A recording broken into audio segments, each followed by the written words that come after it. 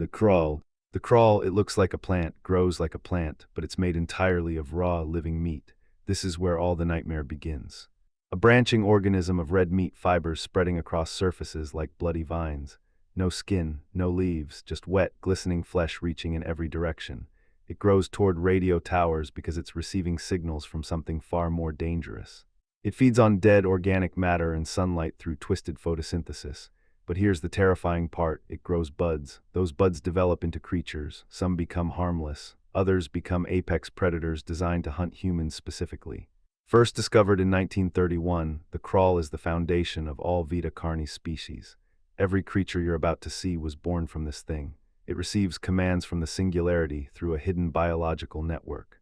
Not directly dangerous to humans, the real threat is what it creates. The government sold it ground up as flavor enhancer, contaminating the food supply deliberately, harmless alone, terrifying as a factory for monsters. Trimmings. Trimmings, the one VITA CARNIS you can keep as a pet. People buy plushies of them. They think they're adorable. They have no idea what they've invited into their homes. Small creatures resembling a cross between a crab and a naked mole rat made of raw hamburger meat. Multiple skittering legs, no visible eyes, roughly the size of a house cat. Almost cute in a way. Almost. They eat only dead organic matter, garbage, corpses, waste, harmless to living things. They love watching television for hours. They love radio static even more. Sitting motionless, receiving something, transmitting something back constantly. Trimmings develop from nodes on the crawl. They share a hive mind. What one trimming learns, every trimming knows instantly, even isolated colonies. They're the singularity's surveillance network, watching and reporting everything across the entire planet. Zero direct threat to your body. The danger is what they represent, eyes and ears everywhere. They're in homes as pets, watching families, listening to every conversation, transmitting data constantly. Perfect spies hiding in plain sight. Meet snakes, they wear the skulls of their victims like trophies, and there's absolutely no limit to how large they can grow. None whatsoever. Serpentine creatures made of raw, exposed muscle. No skin, no scales, just wet red flesh sliding through darkness leaving trails behind. They collect bones from meals, wearing skulls on their heads as grotesque decoration. A gruesome crown for gruesome creatures.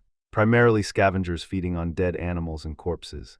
They reproduce through mitosis. One becomes two, two become four. The more they eat, the larger they grow. No upper size limit exists. They just keep growing forever. Born from the crawl, during World War II, one found German sewers full of corpses, 37 humans, 6 cows. It consumed everything. Grew so massive it physically clogged an entire train station. They couldn't remove it at all. Low threat individually, catastrophic in numbers or when food is abundant. They don't hunt living prey, but the moment you die, they'll find you. And they'll wear your skull proudly. The mimic. The mimic, it learns to look like the people it eats. And it's getting better at impersonating humans every single day that passes. Humanoid entity made of raw meat. Early stage mimics look obviously wrong, exposed muscle, wrong proportions, too many teeth. Mature ones almost pass for human. Almost. Imperfections remain if you know exactly where to look for them. Ambush predator by nature, hides in furniture, closets, wardrobes, under beds, waiting silently. Drawn to light and sound, hunts at night, studies victims before attacking. The more humans it eats, the smarter it becomes over time. Originally called the butcher before researchers discovered mimicry abilities. Government covered up their existence for years until populations grew beyond control. By the time they warned anyone, it was already too late. Extremely dangerous, enhanced strength, speed, razor claws that tear through doors.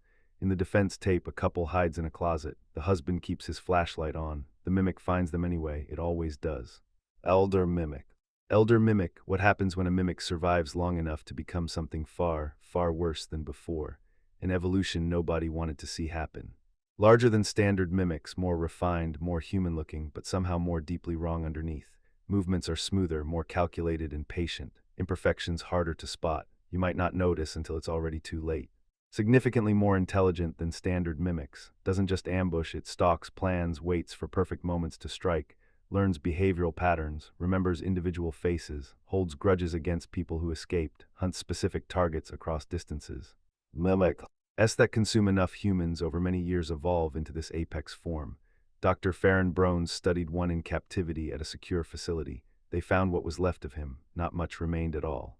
Maximum threat classification. Standard survival tactics don't work, it's far too smart and adaptive. Learns, adapts, overcomes. If an elder mimic targets you specifically, survival probability approach is 0. Run immediately, keep running. The harvester. The harvester, by the time you know it's there, its tendrils are already inside your body. You never see it coming. Nobody ever does. Massive lump of buried flesh with root-like tendrils extending 150 meters underground in every direction. You never see the main body hiding below, only tendrils erupting violently from soil. Lies dormant underground, waiting with patience.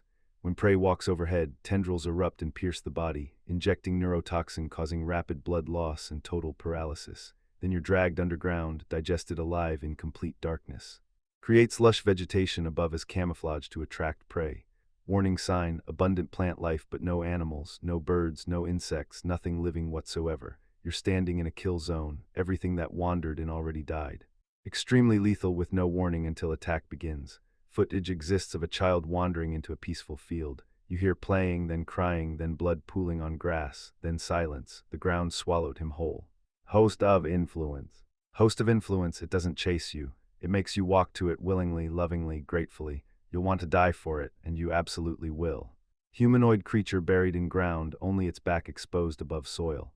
That back is covered in sharp spikes releasing thick clouds of orange spores. Spores drift invisibly through air, waiting patiently to be inhaled by passing victims. Spores rewire your brain completely. You feel overwhelming love and desperate compulsion to approach, not fear, genuine deep affection. The walk toward it feels exactly like coming home. When close enough, specialized claws emerge and gut you. Uses a unique organ to consume your insides while you're still alive, still conscious, still feeling nothing but gratitude.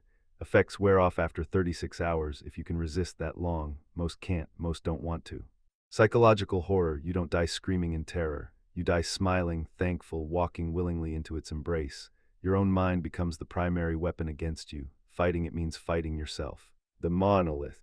The monolith, 120 meters tall, immune to every weapon humanity has ever created. There are exactly 7 of them, only 7, that's somehow worse. Towering structures of woven meat fiber reaching toward the sky, triangular heads with holes through the center, hundreds of rope-like tendrils instead of arms, legs rooted deep underground, connecting all 7 together through vast subterranean network. Stand motionless in perfect circle on Hudson Bay Island, facing inward, clearly guarding something important. Don't attack unless something approaches too close. Can emit devastating EMP blasts, disabling all electronics in surrounding area instantly. Discovered June 1972 by military survey team. Military fired rockets at 1. It regenerated in seconds. In 1995, all 7 suddenly uprooted and walked toward mainland Canada, following something important, protecting their creators. Invulnerable, cannot be stopped or destroyed by any known weapon system. If one targets you, nothing can help. Fortunately, they don't hunt humans actively. Unfortunately, they're following the real threat out there. The singularity. The singularity, a floating black sphere that thinks, that plans, and that created every creature you just learned about. This is the god of living meat. 1-meter sphere of dark mineral with glowing luminous core inside, floats without visible support, defying physics. Emits magnetic fields, energy signatures, and encrypted radio frequencies no human technology can ever decode or understand. Communicates with Trimmings through radio static. Converts dead flesh into fresh crawl, controls all VITA CARNIS through the hive mind network across continents, constantly plotting and planning. 7 exist, 1 for each monolith standing guard. The source of everything. A cult worships them, infiltrated governments, covered up attacks on civilians, sold contaminated food to public. They believe singularities made a deal, solve Earth's resources in exchange for human lives as payment.